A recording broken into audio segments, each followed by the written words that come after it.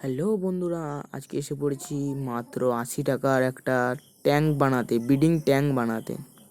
দেখতেই পাচ্ছ আজকে একটু বৃষ্টির ওয়েদার আছে, বুঝতে পেরেছো? আজকে বৃষ্টির ওয়েদার আছে। আর ট্যাঙ্কে দেখতে পাচ্ছ চারিপাশে জল।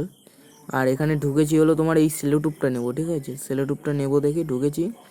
আমার আওয়াজটা একটু আসছে না, ব্যাকগ্রাউন্ডে একটু কাজ চলছিল বুঝলে, তার জন্য বেশি একটা আওয়াজ আসছে না।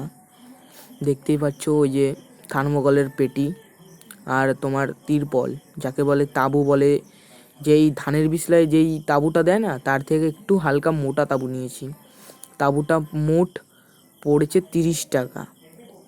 আর আমার ফলের ট্রের দাম, মানে এই পেটিটার দাম মাত্র 50 টাকা। টোটাল আছে 80 টাকা দিয়ে আমি একটা বানাবো তোমার ব্রিডিং ট্যাঙ্ক, যাকে বলে। আমি এটার মধ্যে এখনও ডিসাইড করিনি কি রাখবো, কিন্তু দেখি কি রাখি। দেখতেই পাচ্ছ কিভাবে বানাই, তোমাদের দেখাচ্ছি। এই পাশে যে কোনা এগুলো আছে, এগুলোকে প্রথম ফিটিং করে নেবে, ঠিক আছে? আমাদের এখানে জল আসেনি, না জল দিয়ে আমি ফিটিং করি, ঠিক আছে? জল আসেনি বলতে আমাদের এখানে 12টার সময় জল আসে, আর এখন বাজে তোমার 10টা, 10:30, ঠিক আছে? দেখতেই পাচ্ছ একটা কেচি নিয়ে আমি এটাকে কাটবো। এই তিরপলটা বাড়তি, মানে তাঁবুটা বাড়তি হয়ে গেছে, মানে বেশি বড় হয়ে গেছে, তার জন্য দেখো আমি কাটছি। তিরপলটা কাটি, তোমাদের সাথে পরে কথা হচ্ছে।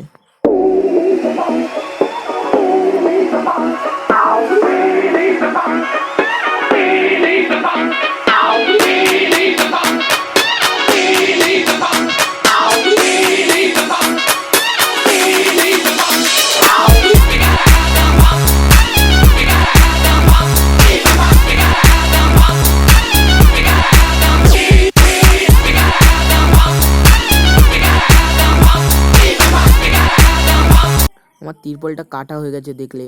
এই ফালতু এটা ফেলবে না, ঠিক আছে? এক্সট্রা যেটা ফেলবে না, তুমি এটা দিয়ে সেটআপটা ঢাকার একটা কাজ রাখতে পারবে, ঠিক আছে?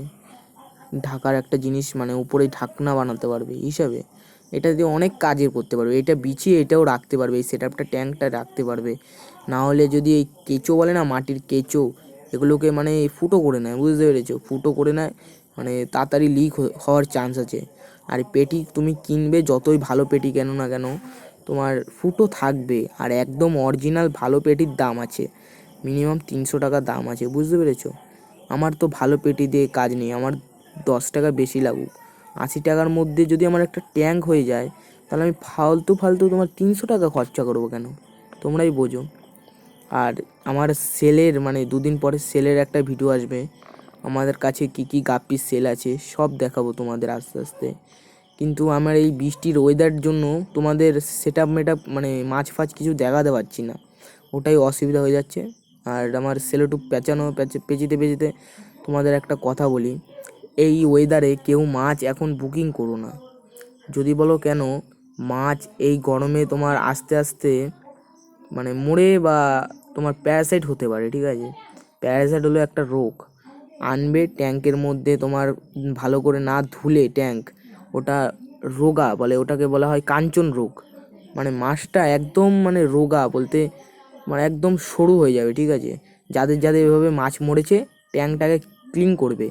রকসাইড মাইসাইড কিছু না দেওয়ার, লবণ থাকলে লবণ ছিটিয়ে দিয়ে, সার্ফ দিয়ে ভালো করে ধুয়ে 2 দিন ফেলে রাখবে ট্যাঙ্কটাকে। তারপর জল আসলে জল দিয়ে ওয়াশ, মানে ওটাকে ভালো করে ধুয়ে তারপর তোমরা মানে ওটাকে মাছ ছাড়তে পারবে।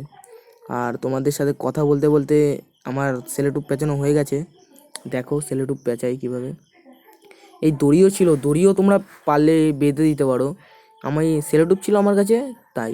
বা এই যে কী বলে, এই পেটির গায়ে যেই সেলোটুপগুলো আছে না, মোটা সেলোটুপ, ওইটাও তোমরা দিতে পারো তোমাদের কাছে। আমার কাছে ছিল, আমার কাছে কোথায় রেখেছি আমার মনে থাকছে না, মানে বুঝলি তো, মনে রাখতে পারছি না। আর দেখতে থাকো, এই তাঁবুটা এখন দেখবো, ওইটার মধ্যে সব রেখে দিলাম, ঠিক আছে? দেখতে থাকো আমার এই পর্যন্ত ভিডিওটা। নেক্সট ভিডিওর জন্য এসে থাকো। এটাই তোমাদের দেখালাম কিভাবে ফিটিং করে, আর এইটা তোমাদের জল ভরবো যেদিন তোমাদের দেখাবো। চ্যানেলটা সাবস্ক্রাইব করে দিও বন্ধুরা, ধন্যবাদ।